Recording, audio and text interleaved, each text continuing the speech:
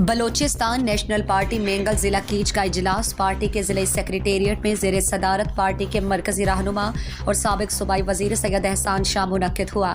इजलास में पार्टी के सीनियर रहनुमाओं मीर गफूर अहमद बीजंजू, अयूब जान गिचकी, सैयद तैमूर शाह, सैयद जान गिचकी, खान मोहम्मद जान गिचकी, नसीर अहमद गिचकी, अब्दुल वाहिद बुलेदी, हाफिज सलाहुद्दीन सल्फी, सराज बी बगर और दीगर कारकुनों ने खिताब किया।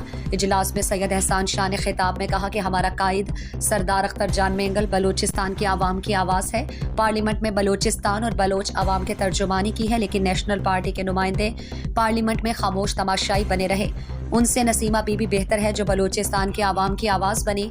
उन्होंने कहा कि ज़िला कीच के गरीब बेरोज़गारों के लिए 700 पोस्ट लाया, भर्ती का अमल मुकम्मल कराया, लेकिन मुलाजिम और गरीब दुश्मन डॉक्टर मालिक के कहने पर नेशनल पार्टी के एडवोकेट कारकुन ने पोस्टों पर गरीबों की भर्ती रुकवाने के लिए अदालत से स्टे लिया, लेकिन जल्द 700 अफराद ज़रूर ज्वाइनिंग देकर मुलाजमत पर बहाल होंगे।